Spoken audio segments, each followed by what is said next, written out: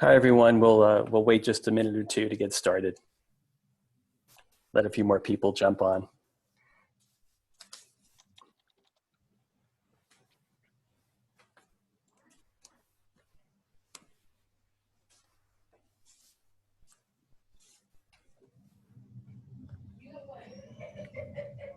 Great, I see quite a few still coming in, so we'll give it another minute.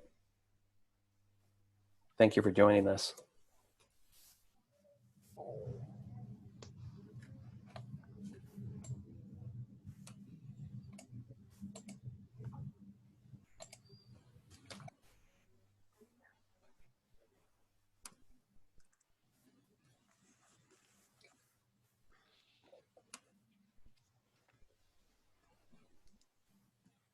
Great, so let's go ahead and start. Hi, everyone. My name is Lee Newman. I'm a physician and a professor at the Colorado School of Public Health, and I'd like to welcome you to our session today, which is Pandemic Play, Collegiate Athletes, Justice, and COVID-19. If we can go to the next slide, please. To let people know, this is the first in a series that we have started on the theme of work and play in a pandemic, which is bringing around together issues around ethics and workplace health. It's a collaboration between the Center for Health, Work, and Environment in the Colorado School of Public Health and the Center for Bioethics and Humanities at the University of Colorado. We're all housed at the Anschutz Medical Campus. The topic, which is really, what are the ethical issues that face all of us, but especially around the workforce today, broadly defined, is something which we've been hearing about tangentially, but felt that it was important to bring together people who can really discuss it in a focused way as we work our way into this next phase of the pandemic. Next slide, please. Just a few housekeeping comments. All participants will be kept on mute throughout the duration of the presentation. You can use the chat function for any technical issues. If you have questions, and I see some questions coming in right now, if you have questions, use the Q&A box on the control panel on your screen. There will be a survey also at the end of the webinar, so please take a minute to complete that. It gives us a lot of good feedback for moving forward. And we are recording the webinar. We are not offering continuing education credits for this session, so just for people who were curious about that. The next slide, please. So I want to get right into it. And first of all, I want to thank our three panelists who were gracious enough to agree to be on the panel today. And I think we're going to have a great discussion. Just to quickly introduce them, David Bruton Jr. Is a former Denver Bronco, I think 7 years, David, on the Broncos, three-time NFL captain, Super Bowl 50 winner.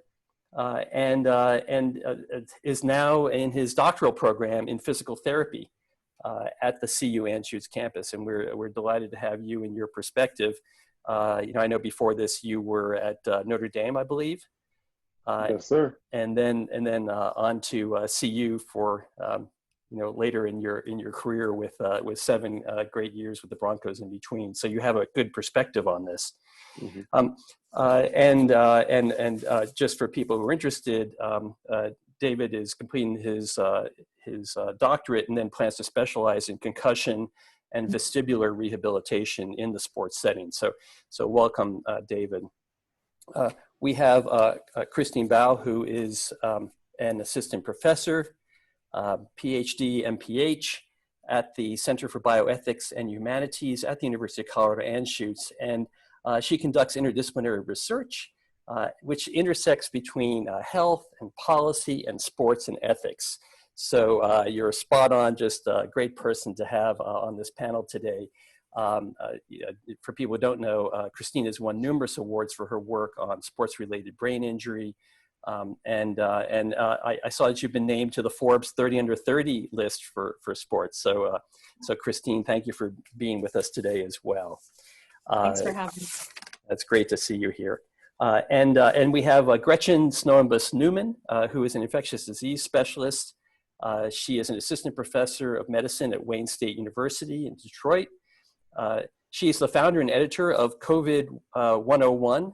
If you haven't gone to covid-101.org, you should check it out.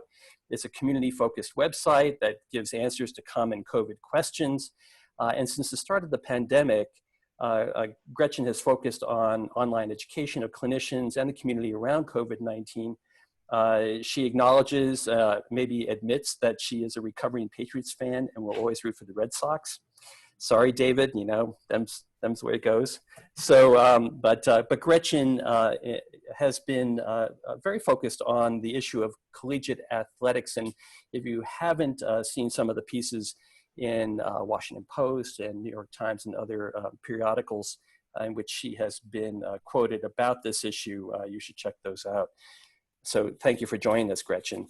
So that's our panel for today, and I think we're going to be off to a great start. I have a kickoff question, and I'm going to start with you, Gretchen.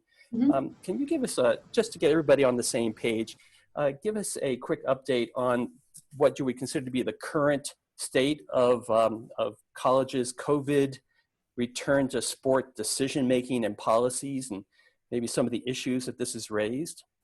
Yeah, I'd be happy to. So it's important that we kind of tier out what we're talking about with college sports. So the NCAA has, in collaboration with the Division I and Division III sports, has really canceled all championships for D2 and D3. That said, how colleges continue to have practice and engage with sport on their own campus has really been left up to individual schools, and there's an enormous variety of where colleges have fallen out, colleges and universities have fallen out, from people who've just said, we're not doing it, the risk is too high, the benefit is too low, to universities that have continued to have practice. Some have started to have practice and then had to stop practice. Others have had a slow roll. And we've seen the entire gamut there. When we talk about college sport that is really ongoing right now, the real thing that we're talking about is football bowl competitors. So the big conferences, SEC, ACC, Big Ten, Big 12, and Pac-12. Of those, the Big Ten and Pac-12 have chosen not to compete this year. The NCAA does not control these. These have been individual conference level decisions. And the ACC, the Big 12, and the SEC have decided to go forward with their football seasons. In addition, most schools in the SEC have chosen to go forward with fans in the stadiums for their games, which is a new wrinkle that came out probably maybe 3 weeks ago, how this was going to happen. They are filling their stadiums between 15 and 25%.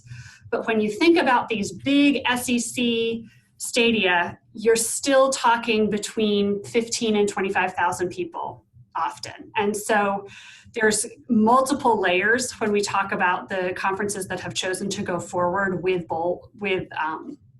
championship level football. There's the players, there's the coaches, and then now, after we decided to have this panel, there's the question of fans and what are we going to do and what are the issues raised by that. So I think that, when we're talking about this, there's a huge variety in how colleges and universities are handling this. Certainly at the D2 and D3 level, competition has been really cut down significantly if it's happening at all.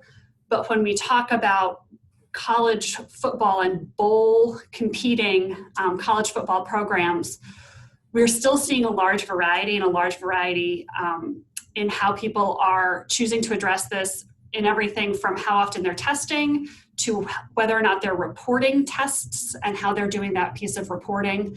And we have the additional complication or opportunity, depending on how you phrase this, of having fans in the stadiums, which I think is something that we were certainly not predicting would happen.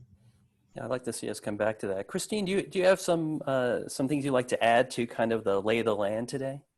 Yeah, I mean, I think Gretchen put out a very lovely summary, quite comprehensive. I think the other pieces that seem to be influential in this exact moment is also the return of non-college athlete students to these campuses. So as we start to see the schools who have chosen to have some in-person component to their college education, bringing back students into campus residences, that too is playing a role in the kind of campus level COVID rates that we're seeing, because unlike, you know, professional situations, these college athletes are living on campus most frequently. And so they are not in a bubble away from the rest of the world, but rather part of this college life. Yeah, so, you know, David, I want to turn to you for a minute and have you sort of, you know, roll time back, 10 years or so, and imagine yourself back on a college campus. And as an athlete, from an athlete's perspective, how do you size up this issue? Specifically, why might collegiate athletes want to move ahead with the season despite the risks? What are the kinds of the things that might go through someone's mind? Well, you're just thinking about your childhood goals of wanting to play at a higher level and and earn a paycheck by playing a sport that you love. I think there's a lot of influences. Like, I need to take care of my family. I don't want to resort back to where the rough neighborhood where I'm from. I have to make it. I'm the one my neighborhood's counting on me. There's a lot of pressure as far as being an athlete to make good on maybe a promise that you made in the past. I think there's a big financial burden, and at the end of the day, with how things are structured, that's the only way a collegiate athlete, if he's injured, if he or she are injured during their season and are graduating with that injury, is how they take care of their body.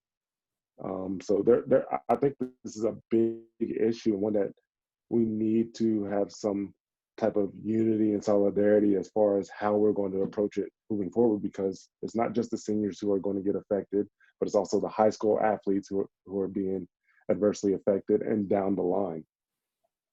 Yeah, so, you know, this is financial pressure. There's a community pressure. There's a sense of responsibility you have to make good. You know, you go into athletics knowing that there's a certain risk you're assuming for injury. Mm-hmm. But this is like a whole nother level, right? I mean, you know, there's this risk of an infection as well. Oh yeah, for sure. It's a different type of risk than just an ACL surgery, which has now become 4, 5, 6 months of rehabilitation before you're back on the field or on the court. This is life-threatening, and not just for you yourself, but anybody else you come in contact with. And you got to think about, these are college athletes. These are 18, 19, 20, 21-year-old individuals.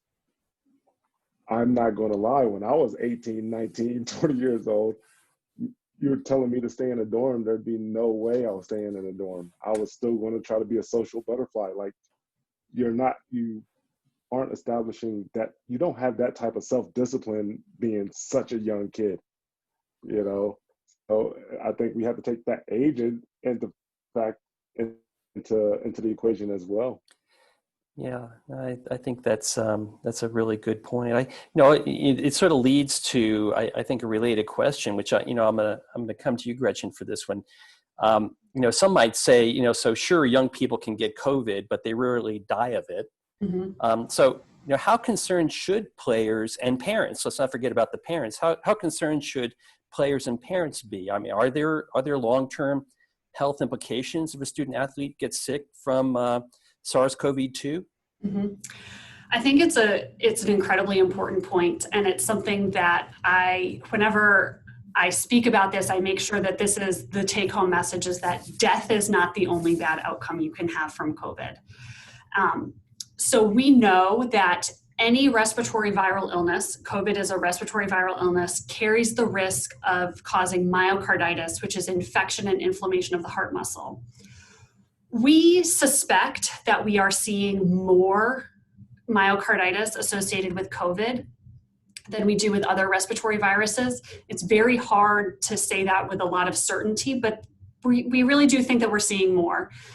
And what that means for a young athlete is that when you have inflammation of the heart muscle, when you have myocarditis, it weakens the heart and can cause something called congestive heart failure or heart failure.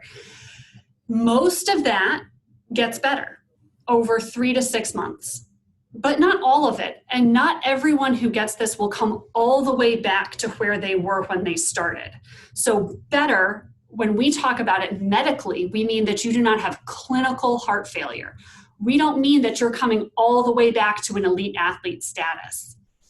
Additionally, if you get severe viral pneumonia, meaning a severe infection of the lungs, which COVID is, most people will recover fully from that. How long that takes, whether there's a certain amount of scarring and decreased lung function, we just don't know from COVID. We've only got, at most, it is September 9th right now. I can say with certainty we have about 8 months of experience. And, Lee, you're a pulmonologist. The lung heals over a long period of time. Long time. It's slow. It's slow. And so, for someone like me, I am a weekend warrior. I bike, I hike. If I lose 5% of my lung function, it's not going to affect my day-to-day life. For David, at the height of his career, if he lost 5%, he would notice that. That would have an effect on his ability to do the job that the Denver Broncos were paying him to do. And so when we're talking about elite athletes, whether we're talking about football or basketball or whatever sport it is, the risk of not coming all the way back to where you were and all the way back to where you were in a meaningful time period for a collegiate athlete is significant. And I don't think that we know exactly where that risk falls. And so it's something that keeps me up at night thinking about this, because the likelihood of death for a collegiate athlete is low, right? It's very, very low. They're young, they're healthy, they have enormous physical reserve, but the risk of something short of death that is career ending or is career altering, we don't know what that risk looks like, and it's definitely greater than zero. David is one of the fastest players ever to go on a football field. Mm-hmm. Is that reassuring to you? What's your thought about what Gretchen was just telling us? I run into this issue with my oldest son, and him being in high school. Like we constantly are having conversations about whether or not he should play, what are the risks, what are the rewards, and things along those lines.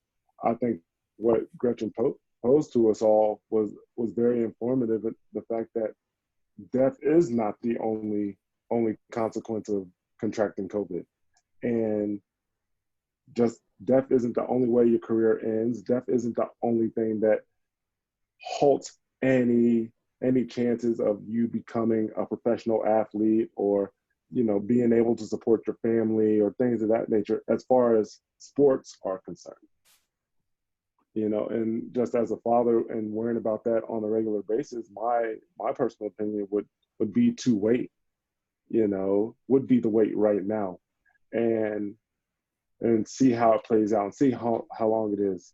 Now, granted, if this happened in 2007, 2008 while I was playing, I think I would take the risk based on my background, based on where I'm from, based on the life circumstances that I've gone through thus far. And then with my oldest being born while I was at Notre Dame, Mm-hmm. there's different things that just Mm-hmm. kind of weigh in on that decision. It's like, okay, pros, cons, okay, myocarditis, possible death, career ending.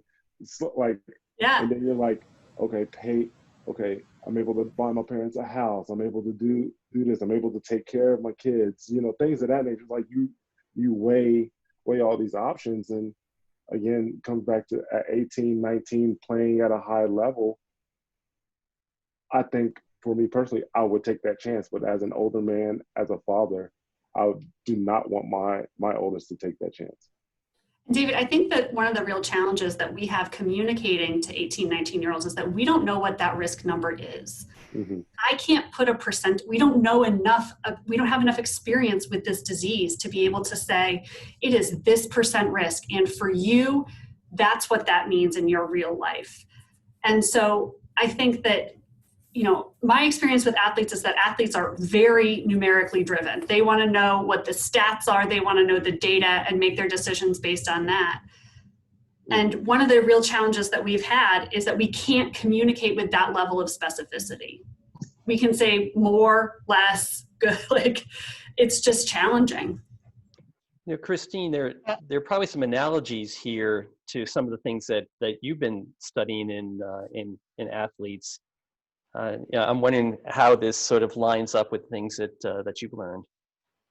Yeah, absolutely. So before I jump there, I think it's important to point out some of the things that were coming up in David and Gretchen's comments here, which are that I think the risk-benefit calculation is going to be personal, right? And in part, this is going to bring out some underlying inequities in where people are coming from and what risks seem okay in contrast to what other options there might be.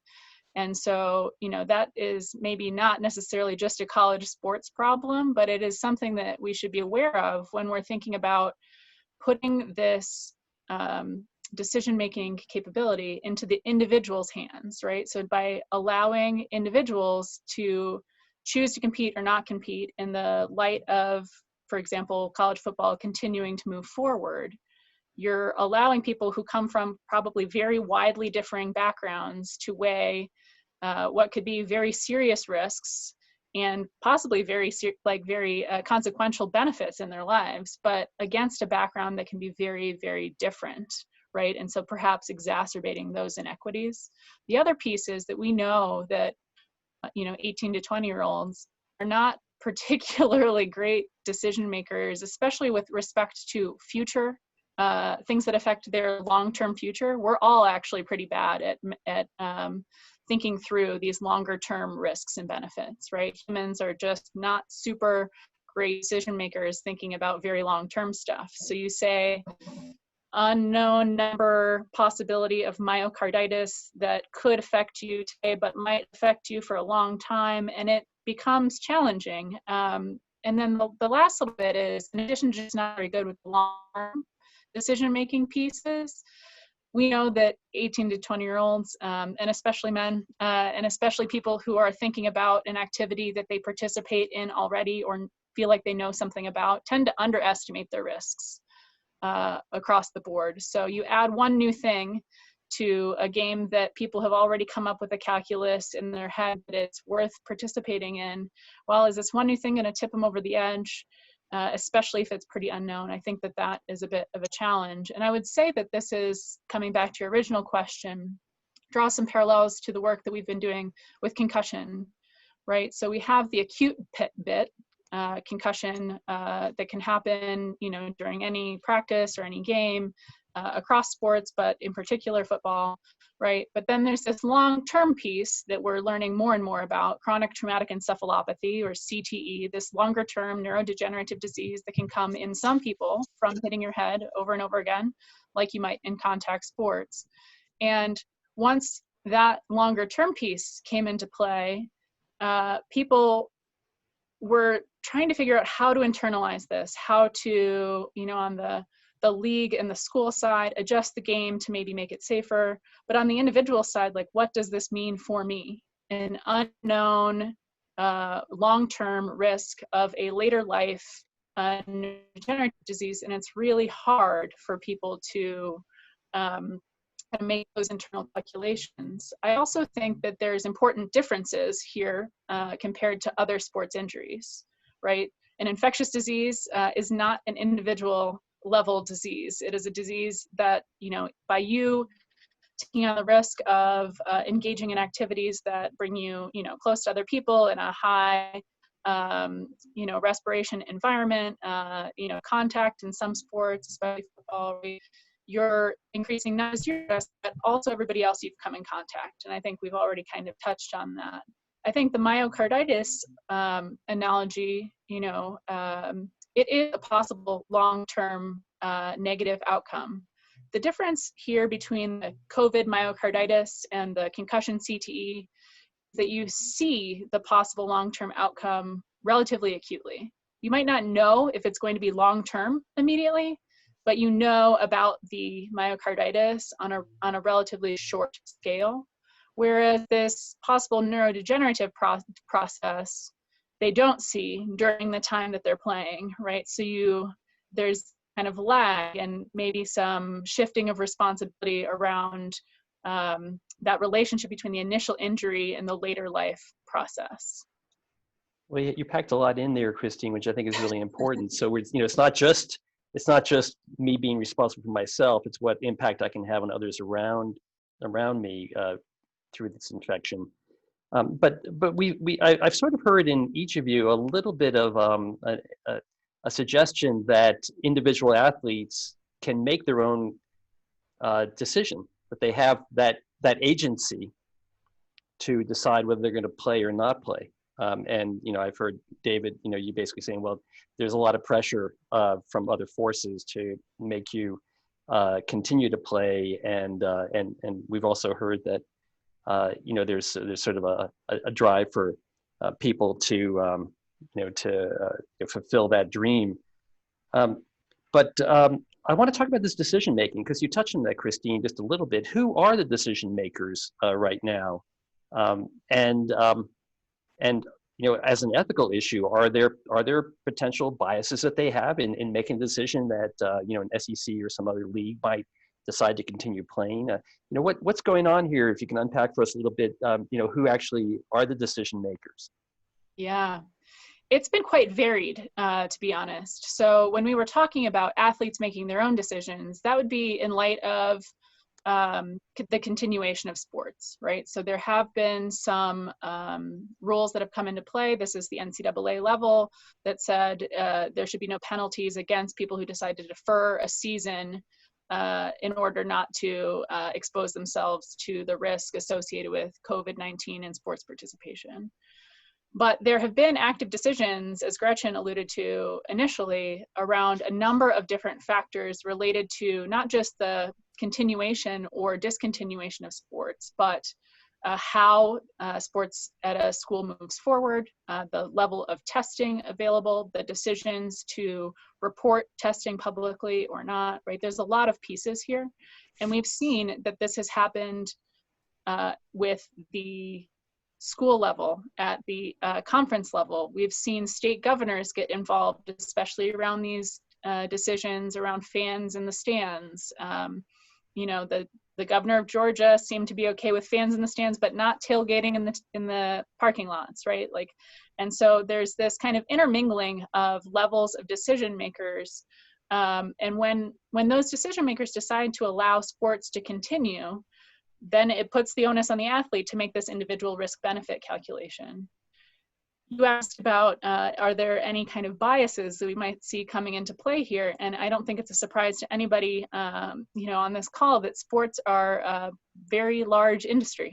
And so there are many of these decision makers do have significant financial interests in the continuation of college sports, right? The conferences, the leagues, the schools themselves, and football in particular brings in a significant football at the FBS schools who have decided to continue participation, brings in significant money to the university, the most profitable to the university sport of any in the college kind of sports world complex. So there are definite financial conflicts of interest in play here.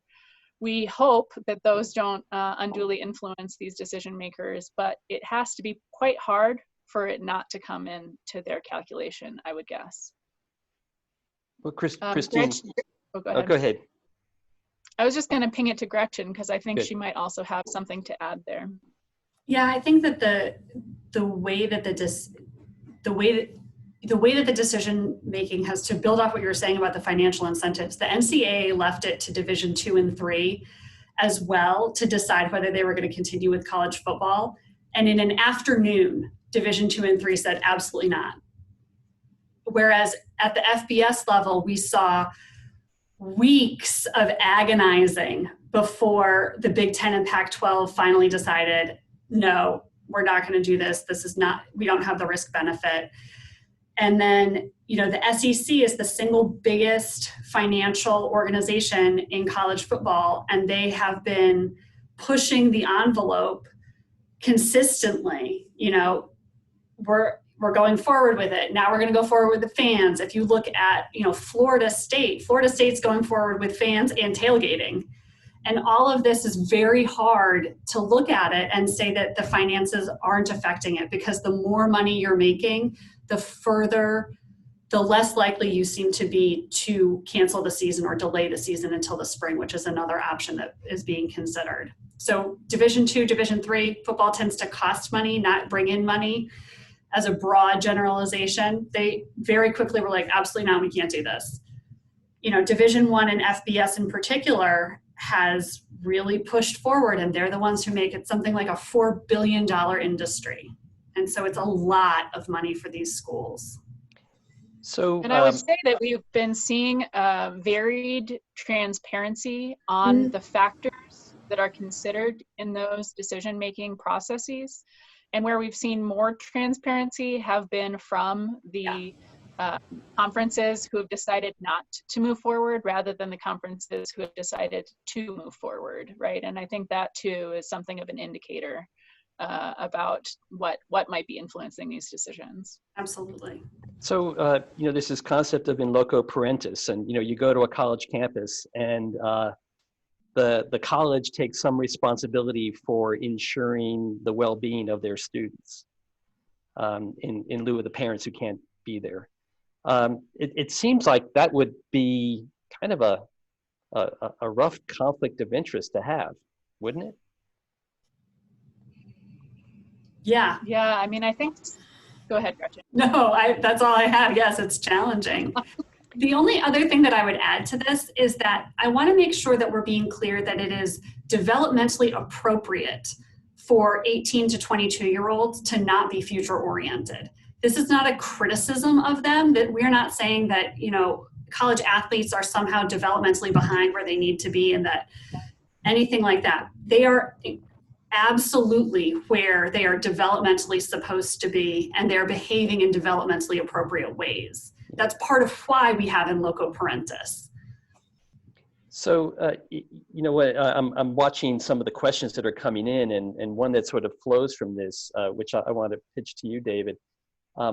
So what would happen to an athlete if a team decides to play, or if a league decides that they're going to play, but they don't want to play because of the risk? Oh, I've seen various responses to that question, and actually bounced it off a couple friends who work out at Notre Dame. There's been this idea of honoring the individual's year, as well as I have a host son who goes to Air Force, and they're so strict in regards to playing and taking classes. Like, even if he's on campus, he would lose a year of eligibility. So he ended up flying back to a hometown of Miamisburg, Ohio. I think again, this is relating back to that conflict of interest. Like, okay, I'm over here making a decision, a personal decision that's going to adversely benefit, not adversely, but also benefit everyone around me that I potentially could come in contact with, by not exposing them if I do run the risk of contracting COVID or had COVID or anything along those lines. I think it would be very selfish for a school to say, okay, you lose a year of eligibility because you're being safe. Mm-hmm. And that doesn't align, but we know that money talks. You see big schools like Ohio State and Texas and Notre Dame and things of that nature. They would run the risk of losing $200+ million, just in a single season. So money definitely talks, and that I think Gretchen as well as Christine touched on is like that. that alignment is going to continue, not just be an issue for this coming season, but it's going to have long-term effects for future seasons down the line. I can certainly see that. You know, there's an interesting analogy. You know, our university campus has announced that you know, if you're an assistant professor and you want to go up for promotion, because of COVID, they're going to, you know, give you an extra year. Yeah. It's like another year of eligibility before you go to the next level in your profession. It's the same thing I see. Except I want to bring up kind of a difference, and we've talked about money a lot here. You know, I do a lot around worker health, and I can't help but think about these college athletes as workers, and I wonder if any of you have a perspective on, you know, maybe we should be thinking about the protections for college athletes like we think about workers. What do you all think about that? I guess I'll take the lead on that. 100%, I think athletes are workers, no matter what sport they're in. They're putting for 40 hours plus a week to a university that, in the grand scheme of things, 4 years down the line after you graduate, is not going to take care of your health insurance, your medical insurance, anything along those lines. They've used you and you've moved on. You know, I think just and again, you said it, we talk about money a lot, but money is driving this bus. You know, money is why things aren't as transparent in the SEC as it is with the Pac-12 and Big Ten saying, nope, we're done with the season. Like, it's one of the biggest markets out there as far as sports. It's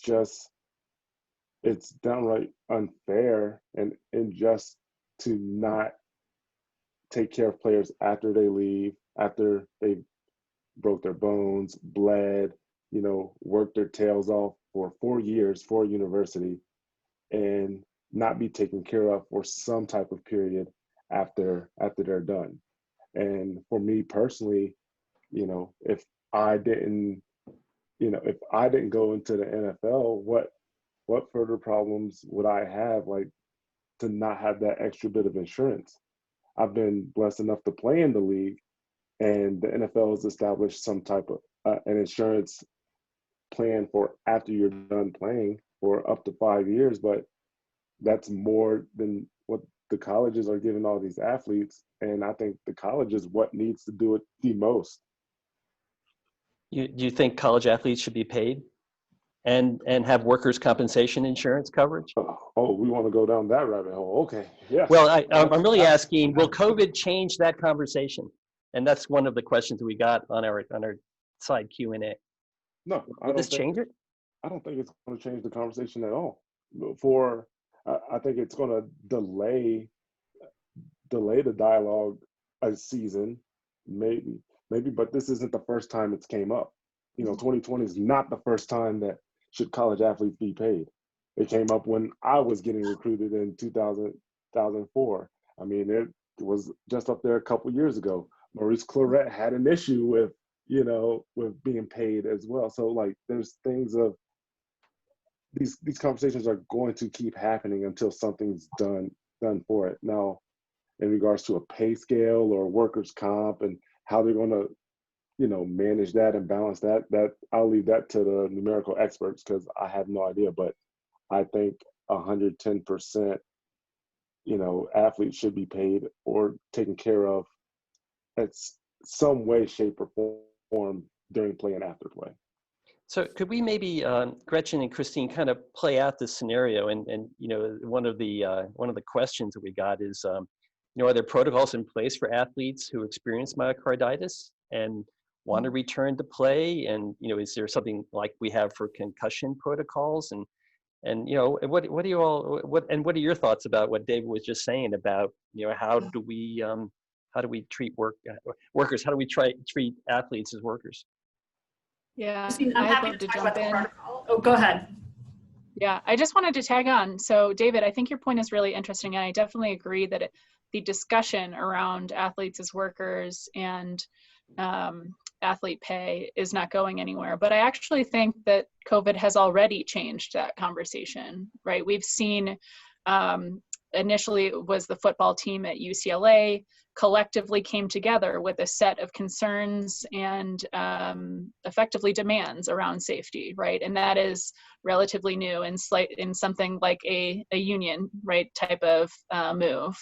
We then saw, the sort of Pac-12 and Big Ten athletes, again, come together in this collective way that you can kind of take the parallel towards like a workers' union, right? And bringing together the voices, in many cases, specifically voices of Black athletes at the forefront of this kind of movement is not new by any sense of the imagination, but it was big. And I think that was at least in part spurred by COVID, in that initial discussion. But Gretchen, I'll pass to you for the protocol piece, because I know you'll love to talk about that one. I mean, the short answer is yes, there are protocols for how to do this. We've been dealing with viral myocarditis for a long time, and there are sports cardiologists who specialize in developing these protocols. A number of them are at Emory, where I did medical school and residency. I received a concerning amount of education in sports cardiology, given that I'm an infectious disease doctor. But what I can say is that the protocols are really around, when we're dealing with myocarditis, there is no treatment. It is supportive care, and we are waiting for the body to heal itself. And so a lot of the protocol is around monitoring to see when the heart has healed back to what we would consider normal. And that if it doesn't, the answer is, I'm sorry. There is no specific therapy for this. And I'll tell you, I have participated in more than one heart transplant related to viral myocarditis. So it is extraordinarily rare, but certainly not unheard of, that someone requires enough support that they require transplant for this, which would be obviously horrible. The only other thing nuance that I would add to this conversation about athletes as workers is that when we talk about collegiate athletes altogether, we're talking about a huge spectrum of athletes.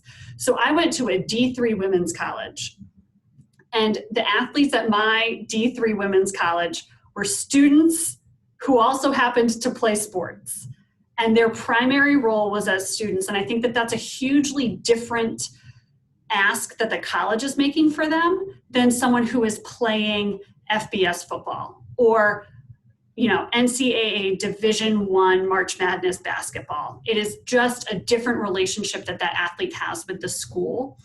And I don't want to presume that all college athletes are in the same position, nor do I want to say that because D3 athletes are really student athletes, and often in the most classical Greek sense of the term, does that mean that players who are playing at an extraordinarily elite level and are really playing in a minor league? And when we talk about football, we could talk a little bit about the differences between football and basketball and how much of a minor league football is for the NFL versus basketball, that those are really workers in a different paradigm. And we see it particularly in football, where you cannot enter the NFL unless you have played college football. You have to have that. You can't go directly from high school to the NFL. And so you're requiring athletes to play one or more years, and David, you can speak to the details of this far better than I can, of unpaid labor where you are assuming that risk. And we saw when the NBA allowed people to go direct from high school, that all of a sudden, all of these athletes said, college basketball is not worth the risk for me. I am going to go directly to my paycheck. And I think that in and of itself is indicative of what that relationship looks like and where that relationship really sits. When you allow athletes to go from high school to the pros, you see they're there for the paycheck. When you require them to go to college, they will do it because that is their minor league, but you really are in a minor league situation. Oh, for sure, Gretchen. And for the NFL, it's 3 years. And I think even more. Yeah, and for the NBA, I think you have to be 19 years old and a year of school. But yeah, now you're seeing these high school basketball athletes go play overseas, right, to get a paycheck right out of high school and then enter the NBA. So they found a loophole to essentially, bypass that minor league that you were just speaking on. But by the way, I want to reflect one comment that we have in the Q&A. I'm an athletic trainer at a Division I university, and in terms of having medical coverage, all athletes have no monetary responsibility in regards to athletic-related injuries during their career. I'm assuming career meaning during college career. And each injury has a minimum of a 2-year benefit period, and that period extends past graduation depending upon when their injury occurs. So it's suggesting that there is essentially like a kind of a workers' comp situation there. I guess one thing I don't know is if a college athlete developed COVID-related myocarditis, would that be identified as a athletic-related injury or illness? We have the same issue right now. I know of healthcare organizations that are basically saying, well, there's COVID in the community. Just because you're a healthcare worker with COVID infection, we're not going to call it work-related. You could have gotten that outside. And today we have over 50,000 that we know of, over 50,000 university students who are infected with COVID, and that's just the tip of an iceberg. So, but I do think it's a good point that there is apparently some kind of coverage in some universities. I don't know if you all have a further comment on that. Yeah, I believe that is a school by school decision. So I commend the athletic trainer for that policy at their institution. I do believe there are best practices, but I don't think that there are any enforceable rules or regulations that policy is uniform across institutions, right? So again, there's these kinds of differences in the benefits an athlete might receive at one school versus at the other. I want to divert this a little bit to other sports. You've touched lightly on it, but are there some sports that collegiate athletes can engage in safely? Yeah, definitely. Sports have a hugely varying risk. And, this has been, in some ways, we are presuming based on how COVID spreads, but absolutely. So something like tennis is the classic example. You are physically distant the entire time you play tennis. You can be huffing and puffing with raging COVID, and the risk to you, to the umpire, to the line judge, to your opponent is minimal, particularly if you can separate. The issue really comes separating in the locker rooms. Similarly, things like track and field, the actual on-field risk is quite low. It's actually very easy to separate people physically during these things. The risk comes because you're often doing it in a large meet, you're gathering a lot of people together and all of that, but those are mitigatable risks. Things like soccer, lacrosse, any sport where you're marking someone has kind of a medium level of risk because you have that cumulative exposure. Telling someone to mark someone from 6 feet away is kind of a meaningless statement. You're not really marking at that point. And so over the 60 minutes or 90 minutes of play, depending on the sport, you can get that kind of extended exposure. And then we have things that are kind of great unknowns. And basketball is one of them, where it is not technically a contact sport, but it is played in very close quarters, and there is a lot of contact in basketball. Hockey, similarly, is played in close quarters, is played inside. Volleyball falls into that. It's almost always played inside, but you have the separation a little bit, though there is some contact at the net. And then we have football, which is really the highest risk. Football and rugby are probably the highest risk contact sport. You could argue that rugby is even higher than football, but since we don't play it at a level in the United States that we really care about, nobody talks about it. So there is some subtlety here in terms of decision making around which sports you might be able to continue doing on a campus during this time. Can we talk a bit more about what might be some of the ways that we can mitigate risk? What are some of the strategies that are there some emerging best practices? What are some solutions? A lot of it has to do with determining where the risk occurs. So for sports like football, like rugby, probably like basketball and hockey, where the risk really occurs on the field, you are really looking for an aggressive testing strategy if you're going to mitigate that risk, because there's almost nothing you can do on the field to change that risk profile without profoundly changing how the sport is played. Things that fall into the medium risk area, like soccer and volleyball, there's a lot of discussion about whether or not you can play in masks, if that will help, but there's no emerging best practice. The real push for this is to drive community transmission low, keep the aggressive testing, and figure out what it's going to look like. For other things, swimming and diving, cross country, track and field, tennis, there's a ton that you can do because the risk really occurs off the field of play. And so if you can separate people, have smaller meets with less travel, and separate people when they are not actually physically playing the sport, you can drive that risk incredibly low. But it is unknown when we talk about testing strategies, what the optimal testing strategy is that is feasible. The optimal testing strategy is to test everybody every day. That is an enormous lift that we probably don't have the capacity to do right now.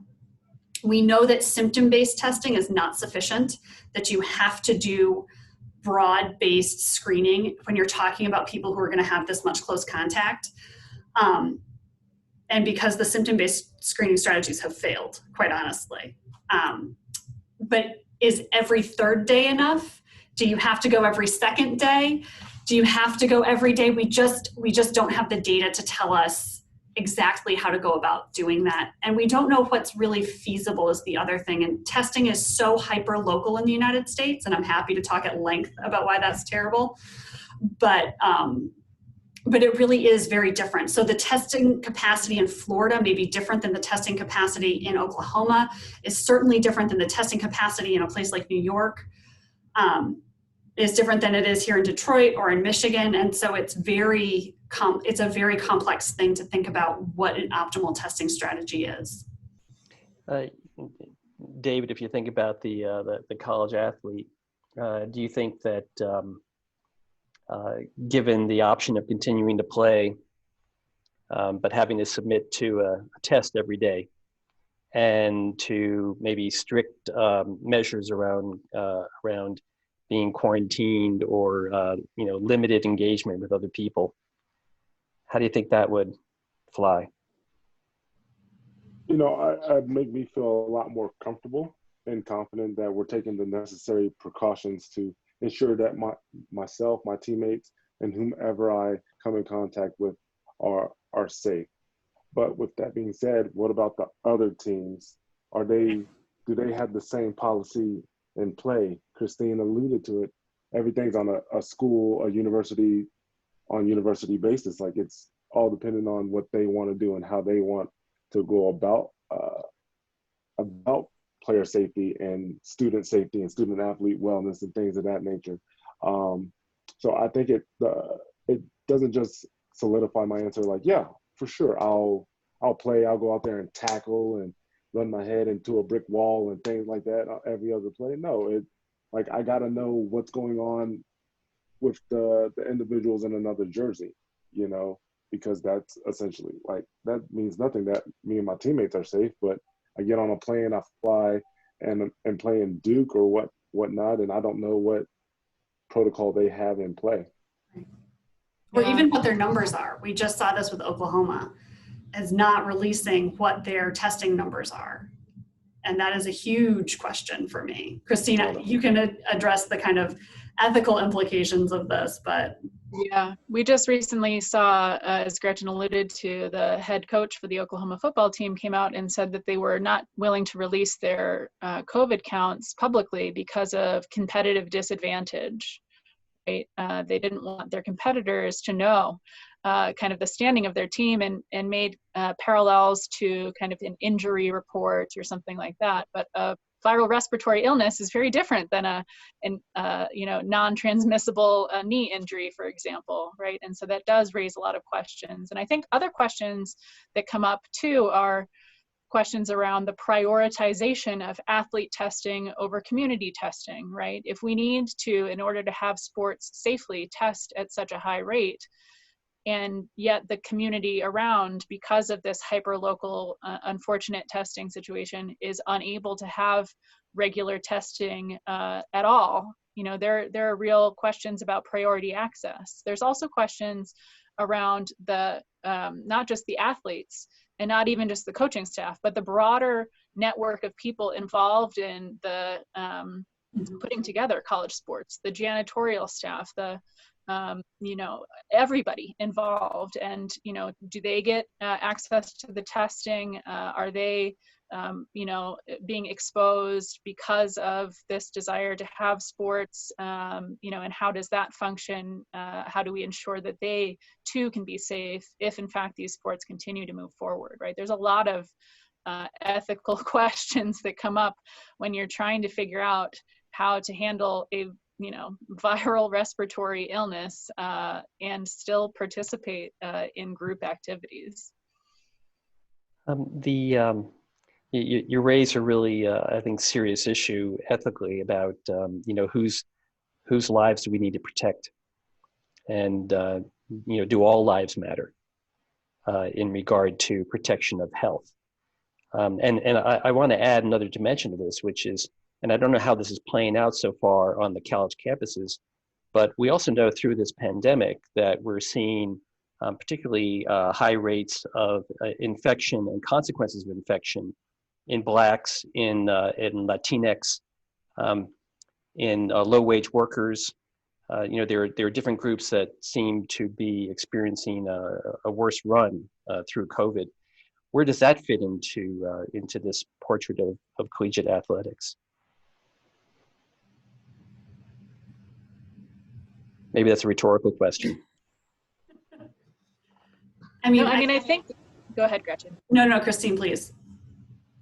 Yeah, I was going to say, I think the idea of, you know, essential workers who unfortunately in nearly all circumstances are not making, you know, sufficient wages and yet are being asked to come into these now increasingly dangerous situations.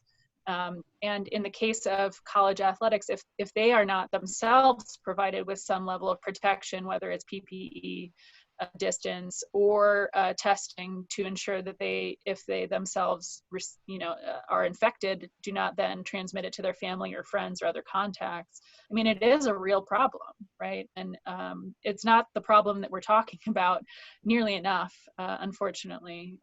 But you know, if we're going to move forward with college sports, and I do think that should be an if, then we need to have a real plan for not just the athletes and not just the coaches, but everybody involved in that happening. Yeah, I want to pivot a little bit to this issue of what you're leading us to, which is to talk about all the others who have something at stake here and who are at risk here. So let's talk about the fans for a moment. I want to throw this back to you, David.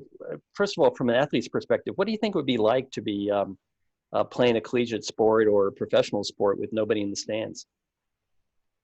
Oh, you know, I think there definitely be something to say about it. It'd definitely be weird, you know, not hearing any crowd noise or anybody cheering or booing you, no matter where, depending on where you're playing. However, I think as an athlete, you kind of have this innate motivation that will help you out there to perform at a high level, you know, because at times for me personally, I didn't hear a lot of crowd noise. I don't know, like, oh, did you hear how loud it got on third down? No, I don't remember how loud it got. I remember the play call. I remember what I had to do, and I remember us making the play or getting the play made on us. You know, I don't necessarily remember the outside noise. And I think that's something that's kind of been like instilled in me, is just always having some type of internal motivation, because if you're solely relying on external motivation, you're not going to, you know, succeed in a league past collegiate sports, because they'll eat you alive. You know, but yeah, I think it'd be weird for sure, but I think you would still get high levels of competition because we see it now in the bubble with the NBA. For me personally, I think it's the best basketball that we've seen, you know, whether that's them being refreshed after having 3 months off or they're just focused there. But I mean, yeah, that I think we could see some better football, better basketball, better volleyball, all sports along, or we could see the other side. So it's up in the air. So from your standpoint, that's not a reason to put fans back in the stadium. No. So what do you all think about the ethical implications of putting fans back in the stands, or can we do it?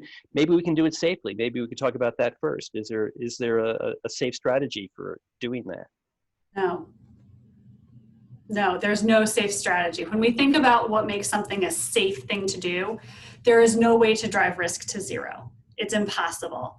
And so you're really thinking about the risks and the benefits. And the benefit to having someone in the stands, as David just said, is minimal to the athlete, and perhaps a negative if we take the NBA and the quality of play that they're seeing, whereas the risk is substantial when you have people in the stands, even when you separate them.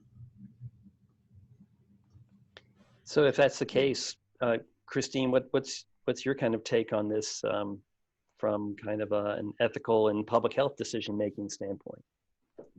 Yeah, I was honestly quite surprised when any league came forward with plans for fans in the stands. You know, even plans that do make some attempts at increasing safety by, you know, spacing out groups who come in separately, et cetera. There's just no way to maintain distance with the entry points and exit points, with the restrooms. It's just not a situation that is possible. So then you have to think that there's some other factor that is kind of driving that decision making, right? And I think, again, we're coming back to this idea that this is not just a decision that is about health and safety, right? If all of decision making around football was about health and safety, the sport would not exist. Right. Instead, it's a decision about risks and benefits, a decision that is a lot about money. And so while the risks to athletes might increase slightly, the risks to fans definitely increases, but maybe the benefits to the schools are increasing, right? And so thinking about why those decisions might be coming into play, again, those conflicts of interest, it is. I think they just keep circling back into this decision-making process, unfortunately. I would also add to that, you really need to think about who's assuming the risk. And when you're talking about fans in the stands, particularly when you're talking about, and I don't mean to rag on the SEC, but I kind of do mean to rag on the SEC. SEC football fans are spread out across the country. They are some of the most rabid fan bases in the country. And so you're talking not only about the fan who goes and is exposed, but then they also transmit that risk back to their home community. And so when you talk about people traveling for large events, and we just saw this with Sturgis, right? You bring, hundreds of thousands of people together and transmission occurs. Well, then they scatter and seed secondary outbreaks in their home areas. And so when we talk about fans in the stands, we're not just talking about the risk to the people who are making that individual level decision and saying, I'm going to eat my freedom fries and go here and enjoy this football game. They're also bringing home to their families, to their home communities, that additional risk. And those people didn't necessarily sign on for that risk. And so I think that that's an important aspect when we talk about fans in particular, is that we're not just talking about the individual, we're talking about the home community, as well as the community where the event takes place, which is assuming all of the background risk for all of the people who are there. And you don't just go to a sporting event, you go to the bar beforehand, or you go to the restaurant beforehand, and you stay in a hotel and you interact with CVS and all of the convenience store workers and the grocery store workers and all of the things that come around that. You are increasing the background risk rate, or you're bringing with you your background prevalence rate to this community. And so it is a multi-factor decision about who is assuming what risk and how much consent did they have.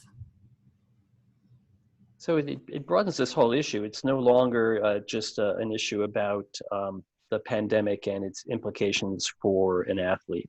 It's for everyone else, all the other stakeholders. All the people who work that stadium. Yep. There are economic consequences for them as well. Absolutely. As well as the health risks, and they don't have the control that probably we'd all like to be able to have over our decision making. So if we're going to come up with solutions, should those other stakeholders, let's go back to the athletes, should the athletes be at the table when we're setting these policies? And what would that look like? And is there any precedent for doing that?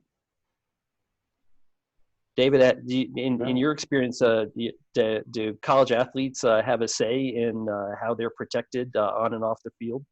I think a lot of college athletes are not well educated, not in regards to like their major or minor, but about being educated about their benefits or their health and what's going on behind the scenes.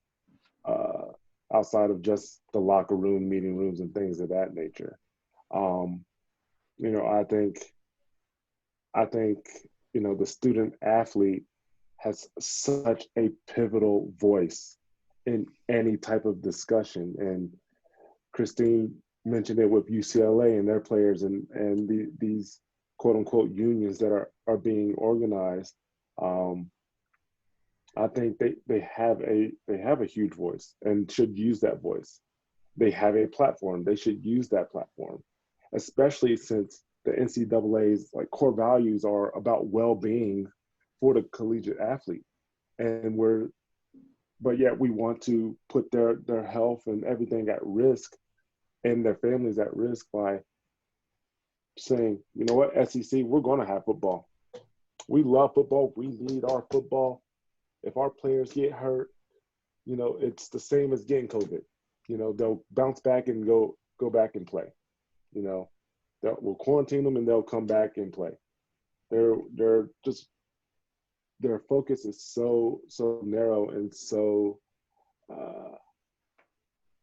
just unaware of the other implications that are involved in regards to a student athlete. And I have a big problem with the core values of the NCAA solely focused on the student athlete because of how many other people are involved in the upbringing of a student athlete on any college campus, from people working in the concession stands, from people cleaning out dorm rooms in the hallway, from people working at the dining hall, to your professors, to fellow students on campus. I think their value has to be bigger. Their core values have to have a bigger reach. Thank you for that comment, David. I want to share with you all one comment that just came in. Gretchen, from your backyard, it's a current football player at University of Michigan who says, I just want to offer some perspective as someone currently experiencing the direct impacts of these decisions to cancel, delay, and postpone the season, which I think Michigan has, right? Yep. I feel much safer in the facilities going to practice and working out with my teammates every day. Essentially, all of our classes have been moved online. We're tested once a week, and if anyone, staff included, here shows symptoms, they're quarantined along with anyone they were in close contact with.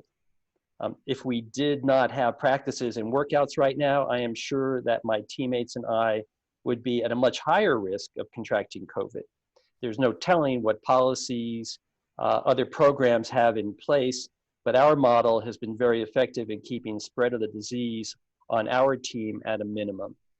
And maybe, Gretchen, I can pitch that back to you to kind of reflect on that.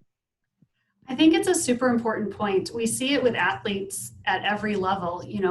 Fully removing sport from their lives has a negative impact on their psychological, social, and physical well-being. And so I don't think that what we're saying is cease all athletic endeavor. I think that what we're saying is really exactly what this commentator has said, which is continue to practice, continue to have a team, and all of the benefits that accrue to you from being a member of a team and being physically active with your team and engaged in practice, but being very cautious about what competition does in that situation, and being very cautious about what fans in the stands and all of the other ancillary things that go along with that. What I will say about even just with practices that we've seen, even at the University of Michigan, non-football athletics has had to be pulled back because of outbreaks. It's not a guarantee that you won't have an outbreak. I think that one of the things that, and I'll talk about Michigan in particular because it's geographically close and so I know what happened, is that they've been very flexible in responding to the changing circumstances. And I think that's the other thing that we haven't discussed, is that it's fine to start and to hope that your process works and to continue it for as long as it's working. It's clearly working for Michigan football. They have not had an outbreak. It's going well. But then when that changes, we need to be responsive to those changes. And that's one of the things that we have not seen at other programs, is when they do have outbreaks, we have not seen that level of responsiveness that we need to. So I commend this player for continuing, and I tend to agree with him that keeping people active prevents them from doing the things that we know are super high risk, like dorm parties. Cannot think of a better super spreader event, personally. But we also need to acknowledge the fact that being on campus carries additional risk. Going to athletic facilities carries additional risk, and you need to have everything else in place, including what he alludes to, which is a robust contact tracing system. And Michigan has done that. So you have to be looking hard for it. I'd like to add, it brought up for me just that there are so many people, especially, the sports medicine staffs at these programs, who now have taken on tremendous responsibility, and even in imperfect scenarios are doing their very best to ensure the safety in this new way for their athletes, right? And so I think, as much as we can poke at the decisions that are made, usually at the university level, well above, the athletes for sure, the coaching staff and the sports medicine folks, there are a lot of people who are trying really hard in light of decisions that have been made by other people to make the best of whatever that looks like, whether it is continuing forward with competition or not. And I think that those folks definitely deserve acknowledgement, because it is non-trivial. Well, it's another dimension to that, which I'm getting some comments in the Q&A on, has to do around this issue of mental health impacts. And the coaching staff, as well as the athletes themselves, and a lot of people, all around this issue, are experiencing unusual levels of stress, anxiety, probably exacerbation of depression and other kinds of mental health challenges. And that's a dimension that I don't think we've tackled this as much as the importance for the mental health of an athlete to continue to stay active. But it seems like that's another dimension. Have you all heard that much in the discussion so far around college athletics? We see that a lot in the injury space. So, restriction from athletic participation amongst those who are generally active and engaged does have negative, as Gretchen said, physical, mental, and psychological consequences. And so I would guess that this is the exact same in this pandemic scenario. And I mean, it's not just an athlete thing anymore, right? We've seen the rates of depression nationally in light of pandemic and all of the related uncertainties go up. So I do think that there's something to be said there. That said, again, we're risk and benefit balancing these kinds of trade-offs. And I don't know that, while it could be a consideration, is it going to be, the consideration in deciding how to move forward or whether to move forward with sports or sports competitions? So a couple of comments that we've gotten, I'd like you all to take head on. someone who's saying, not to be argumentative, and by the way, whenever someone starts a sentence like that, you know it's coming. But is there direct evidence? It's a fair question. Is there direct evidence that sporting events are truly super spreader events, or is this a hypothesis at this time? And there's a related question, which is there's a bunch of high school football going on right now with a lot of fans, et cetera. Is there any evidence that that's causing a problem?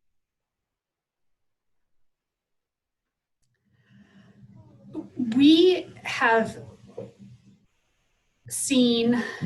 definitely seen spread related to athletics. We have definitely, at both the pro and the collegiate level, and multiple outbreaks. We have been fairly lucky in that our end for looking at cross-institution competition is very small at this point. And so we have not seen a significant super spreader event. Whenever we're talking about something like this, we are talking about risk. It's not a guarantee that every football game with 20,000 fans in the stadium will lead to a super spreader event. But every time you're doing it, you're rolling the dice. And so I think that if we were to make it through an entire football season, I think the likelihood that we would see one or more is extraordinarily high. But certainly for Major League Baseball, we've seen cross-team spread. We have not seen it with professional football yet because they haven't started all that much yet. And we have seen professional basketball and professional hockey do an incredibly good job of preventing this. And so I think that it really runs the gamut. And when you dig into what their protocols were, as well as what the baseline risk of the sport is, you see where this is and why we're so concerned about collegiate athletics. I'm happy to talk about high school stuff and where the risk and benefit is there too, but I'll kick the other question over to the other two.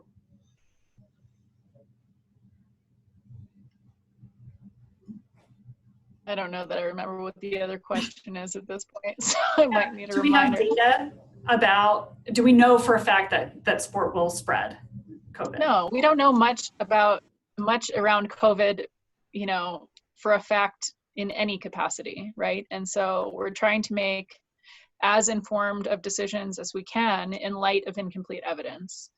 And based on what we know, gathering 20,000 people is, not a good idea. And so I think, the kind of basic premise that we're at. And so, I can see where somebody who is, very excited about being able to be back in a college football stadium would want to know, is this in fact for certain a really bad idea? And there's very little we can say with certainty around COVID, but it sure seems like one. So let's extrapolate this back to high school. There's a lot of high school games going on right now, Gretchen. There are, and I think it has been a huge challenge and this actually goes to one of my biggest complaints about how collegiate athletics has been handled, which is that, I have gotten calls from individual high schools about whether or not they should participate in high school athletics. And if we think that the pressure is great on the SEC, I am so grateful that I am not a principal of a high school with a competitive football team, because that phone has not stopped ringing for months. And the pressure that we are putting people under to make individual level decisions that are more appropriately made at the state and the national level is extraordinary. And so, in my opinion, for most of the country right now, the risk of high school sport is not outweighed by the benefit. And so we talk a lot about whether the kind of gold standard for how to do athletics is really the NBA right now, where you take your players, your coaches, your staff, you put them in an actual bubble. You test them and you put them in a bubble and you don't let them have contact. That is markedly less possible in college and completely impossible in high school. So you have high school athletes who are all over the age of 10, we know can spread COVID just like regular adults can. They often live in multi-generational households. and are even less able to make decisions that are forward thinking because of their developmental level. And the pressure on their parents to have something for their kid to do outside of the house that's good for their psychological and physical well-being is so high, as well as the pressure that David was talking about you are that kid who is going to go forward, maybe, who's going to go forward to college, who's going to go forward to the pros. Are you going to take it for the team, for your neighborhood? These aren't questions that we should be asking individual families, individual school districts to make. And so I think until we have the virus fully controlled, I don't see a role for competitive high school athletics. However, there's totally a role for practice, right? Keep your team together, keep them practicing, keep them running around the field, so you get a lot of that psychological and physical benefit without the added risk of cross-institution travel and competition. That is much beyond that. If you take it back to the high school level, what does that mean? And maybe you're already dealing with that with your kids. Yeah, that's tough to keep it within the team and have competition within the team, because now we're talking about recruiting problems. We're running into, let's get a scholarship. Let's get some film out there now. And I seen that question posed in the Q&A. How does that affect high school athletes? They don't get an extra year of eligibility. Like they lose that year. And then is the NCAA accommodating them with, if high schools are moving their season to the spring, are they moving them signing the letter of intent to a later date versus being early February? So there's a lot of moving pieces that come into play with a high school athlete, especially one who can make it for their town or their family or themselves, and how their future can be adversely affected by just inter-team play.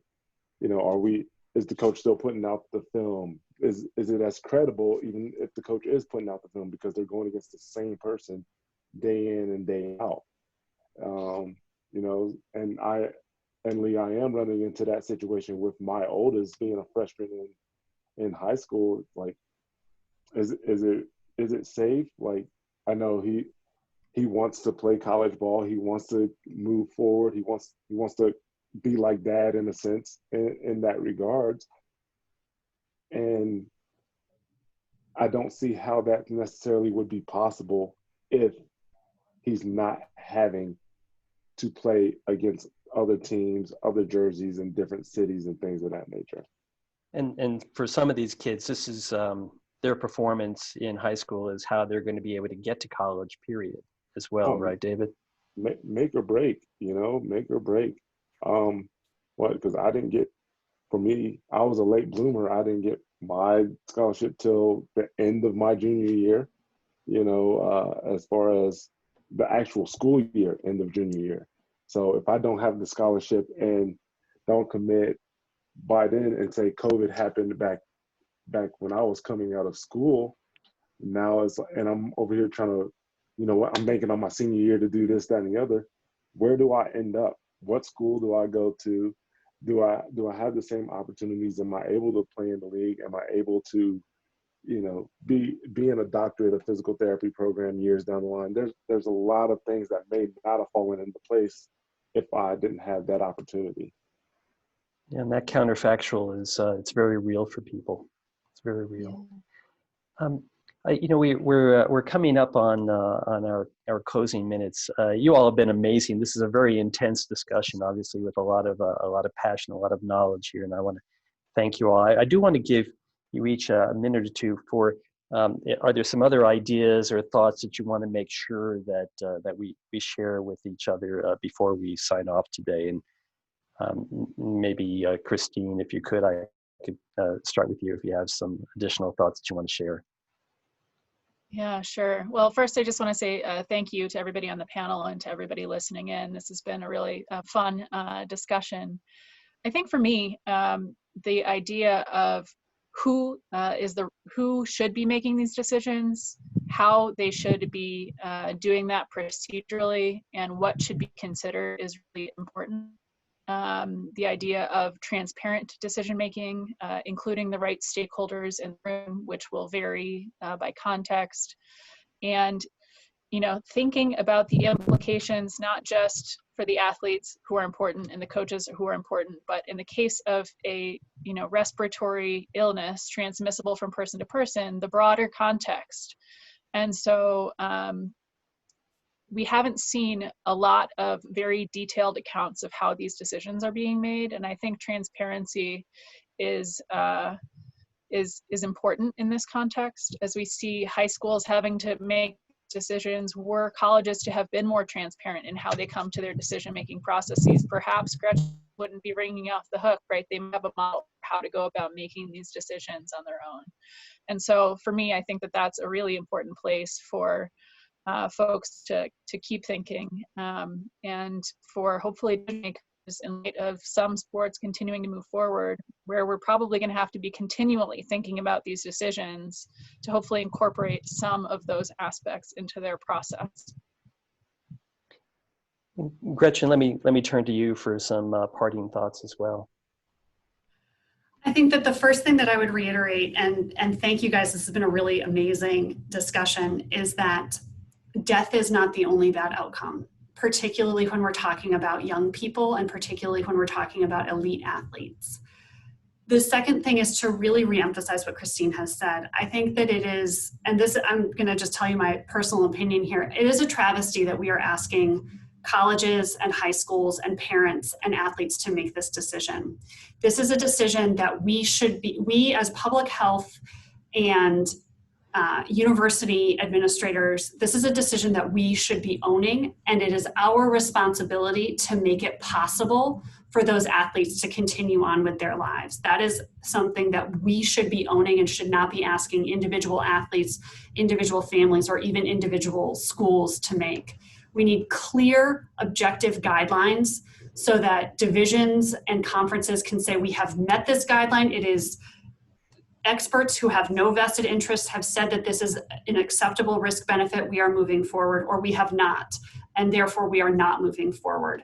And then everything that we've talked about that goes around that falls out of that, making sure we have the testing. These are all things that those of us who are in power, need to be making sure about, instead of asking 18, 19, 20-year-olds to be responsible for. David, last words to you. Well, first and foremost, thank you all for being part of this conversation and the panel. You all are great. You're well-educated, well-rounded, and passionate individuals, and I loved every moment of this conversation. And it's going to make it real hard to go back into clinic after such an intense conversation. But you know, I want to reiterate that this decisions around COVID aren't just personal. Mm-hmm. You know, I think we have to realize that we have such a broad reach and we interact with so many people that we can not unknowingly affect somebody's life with death, myocarditis, and every other symptom or disease that could come from COVID. I think we need some type of assertiveness, some type of strict guideline as how we are going to get through the next year, 2 years, however long this is going to be, to get through, you know, all these barriers that have been put in front of us, whether news, Facebook, things of that nature, with our own kids and along those lines. But we have to be willing to collaborate and come to some type of mutual agreement that this is the best practice.